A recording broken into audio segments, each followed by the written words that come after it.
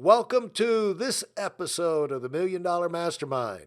I'm Larry Weidel, and let's get started. All right, today we've got Glen Li back with me. Appreciate him taking the time because I had a particular question. There's a follow-up to what he was talking about on our first episode and interview with him, and that was, maintaining momentum, grinding things out through the dull times, the times you're disillusioned, where all of the signs appear that you're wasting your time. It's never going to happen. The world's against me. I need to find something else. It's not as fun as it once was. So I'm curious about his his thoughts on grinding it out and maintaining momentum so you can give time for your efforts to compound and multiply. And so welcome back, Glen Li. Thank you so much, Larry. Glen, you got so much experience, and I think you could really speak to people like myself. When I got started, I wasn't the magically successful person. I was grinding away where the naturally charismatic people were somehow they could just make stuff up and wind up being successful. Whereas with me, I had to analyze everything, memorize everything, practice everything, and one frustration after another. But you dig deeper during those times, and you wind up learning things that you can, if you stay with it, you can use the rest of your life. And so I think you can really speak to, there's really an advantage of not being the naturally gifted, because like the naturally gifted people kind of take it for granted, and they're some of the first ones to quit when it gets tough, but guys like us, it's hard you're going to have to beat us with a club to get us to go away because we've worked so hard for our success. So talk about how you talk to yourself, concepts that you heard, because we're not born knowing all this stuff, but concepts you heard that you latched onto, that you continue to use today, because like in the book Serial Winner that I wrote, Glen, all of that stuff I still use on a daily basis. I mean, it's just how I analyze things, how I talk to myself, how I motivate myself, how I stay on track. And I know that you've got that kind of programming running in your head. And you talked about the first 2 years. It took you 2 years to get yourself more or less programmed from the back of the room guy, show up late, slacker, to the eager beaver, first one in, last one out type person. Those were decisions you made and changing your behavior. But to stay with that, it's one time to do it once, but to stay with it consistently, that's another deal. So how'd you do that? Hey, first of all, you talked about before, that about how things didn't come easy, and it's true. I mean, nothing in the business came easy to us, because there were so many different things we had to learn. Like how to speak in front of a room, how to interact with the person individually, and these were not things I was introverted except when I was around my friends. That's the way I grew up, and before Primerica, before the business. Sorry, I was always broke. I was always living paycheck to paycheck, or sometimes, I didn't even have a paycheck, right? But and when we first started getting success in the company, and I first started making money, one of the things I realized was I never wanted to be broke again. I never wanted to move backwards. And everything in our business, it's basically, if you think the right way, you're going to put in the right activity, and if you put in the right activity, you're going to get the right results. So if I wanted to maintain the right results, I had to think the right way, and I had to put in the right activity.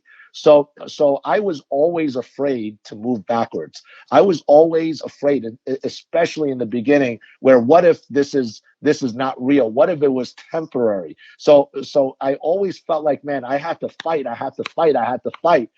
Because I mean, I've done things prior to the business in my past where I would think, I would celebrate prematurely on anything I did, especially, playing sports with my friends or anything I did prior to that. And then all of a sudden, the moment that you stop, right? It's like somebody described our business as going up a down escalator, running up a down escalator. The moment you stop running, that's when you go backwards. See, there's in my mind, I've always wanted, and not only that, but I always, the recognition, I when I talk about recognition, I'm not talking about, man, I want to be the man. I'm talking about, if you get recognized for what you do, that means you're doing the right things. You might not even like the recognition, but you want to know you're doing the right things, right? To get the results. So one thing I realized, man, just because you win doesn't mean you're going to continue winning. It's like going to the gym. How many people go to the gym, get in shape, and then you see them a year later, they're not in shape anymore because they stopped going to the gym. See, it's not like you get into shape one time and you stayed in shape for the rest of your life. Like in business, it's the same thing. You got to continue working out your mind, working out your skills. You don't want to get cold. You gotta continue improving, self improving, getting better. There's always new technologies that come out. There's always a new way to do something, right? So I think as a leader, as a winner, you got to keep up to date with all those things. There's like I'm 44 right now. When I first joined the business, I was 23 years old. It was a different world when I was 23. When it came to like what the music was, and what how the times were, what was popular at that time. And so 20 years later, the same things that were popular that worked at I mean, the fundamentals are always going to stay the fundamentals, but there are certain things like the surface things that sometimes we might need to change. We might have to get acclimated with. But if we don't keep up to date, if we're not continuously working towards something, if we're not continuously competing and keeping ourselves out there, then we might lose the edge. And I just never wanted to lose the edge. Even now, I mean, we're fighting like crazy because if the sky's the limit and we haven't reached the sky yet, right? Then we got to continue moving. And I think that the moment you lose momentum, you got to work 5 to 10 times as hard as you need to. You talk about overdo, right? But you gotta overdo it like crazy. But the moment you let that momentum slip, right? It's not just about you. It's about momentum slipping for your whole entire team, and that could be a domino effect. So as a leader, you got to always keep on your toes. You got to always keep moving, always keep fighting, and always looking for the edge. And so you would say that overdoing concept has become a part of your core being. That, and because that's something I write a lot about, the overdoing. Right. And what have you found about overdoing? One thing that I think we need to accept in business in general is that it's a numbers game. And a lot of times, we understand the numbers, right? It's different numbers in any business, but we understand the numbers. But do we accept the numbers? The numbers. You can't beat the numbers like so many leaders talk about. But the moment you accept the numbers, then you're willing to do what it takes. And sometimes you always have to overdo. You gotta consistently do the things, even more than you think you have to do, and you gotta keep on going. Don't always look exactly at the results. Keep putting the activity in. Keep putting that activity in. The results are gonna come. The results will follow. It's like anything else. If you wanna, if you're in a business where you're looking where you gotta attract clients in, you can't just talk to one or two clients, because what if they tell you no? Right? What if you tell what and then you stopped? Then all of a sudden you got to start again. But if you keep overdoing, if you keep pushing through the finish line, running through the finish line, then ultimately you understand the numbers, you accept the numbers, and you will talk to enough people where you're going to get results. So anything you do, not everything's going to work out. It applies to everything. Just when you think you're saving enough money, you haven't saved enough money. Just when you think that your business is somewhere, you got to continue moving, right? For the fear that it's going to go backwards. Just anything else, you gotta keep pushing it until the job really does get done. And when you think the job is done, it's not done yet. You got to keep pushing. And the thing is, it's really related to going from a slacker to a person who's pushing the accelerator all the time. The thing is, when you overdo, you're accepting the fact that you're no more special than anybody else, and you're probably going to have reversals in life that you may have more bad things happen to you than the average person. However, you can still control what happens to you because you can overdo your work. Like work is the great leveler of in life. And when you overdo, you're stacking the odds. I love to talk about stacking the odds. I do that in my online course. You can't guarantee success, but you can restack the odds continually in your favor. And if you keep doing that, pretty soon, where you never reach the point where success is guaranteed, you can pretty much make it inevitable, regardless of what happens.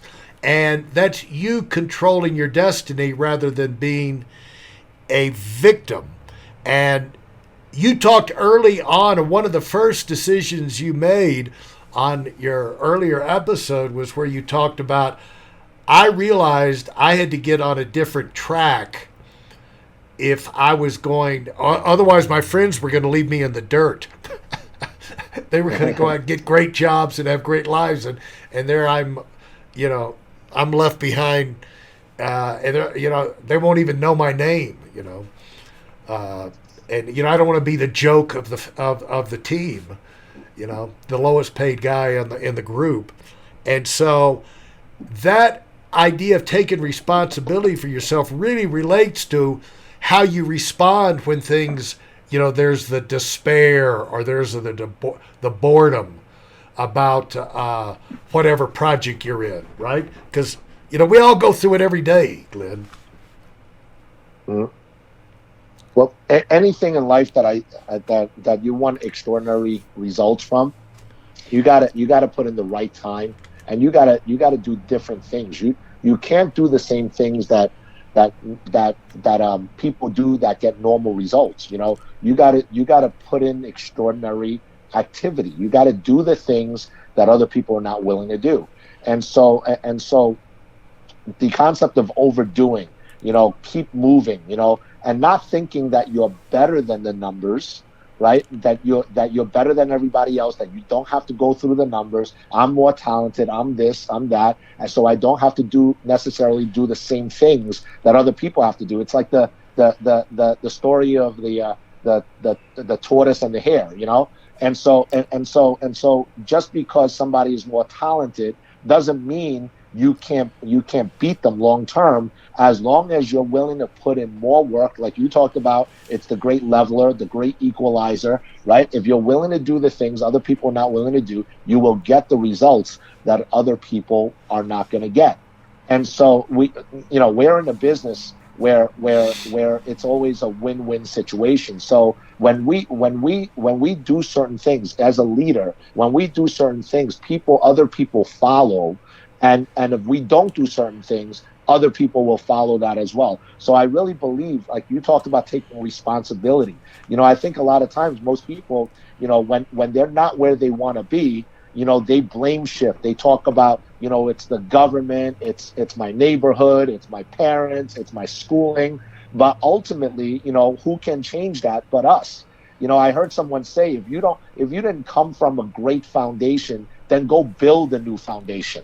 And so you got to build your own foundation.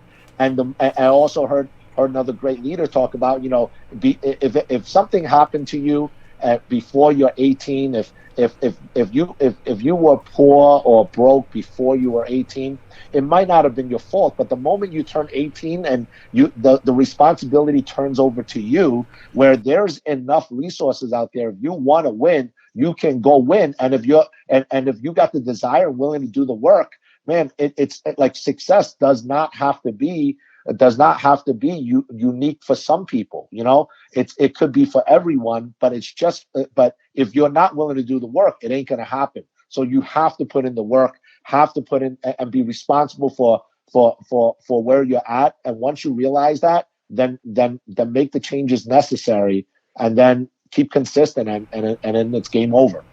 And realize that it's never going to change. The moment you decide you're not willing to pay the price, then you don't get the payoff.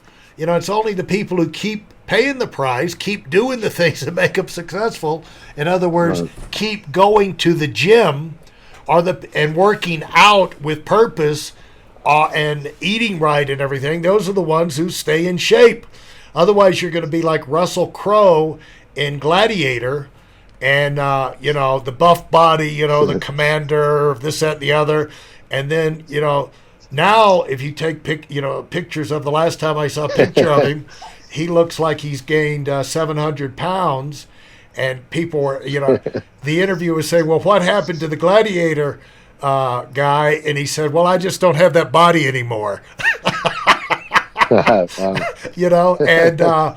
God bless him. It's a lot. He's enjoying life. He worked hard, and now enjoying life and having fun is more important to him than the body. I mean, I'm not condemning him. I'm just saying, he can get that. The thing is, he's older, but he could get that body back if he really wanted to. And that's why you see some of these actors and actresses in Hollywood that, they look forever. They're the glamour pusses. And then you just can't believe how great they look.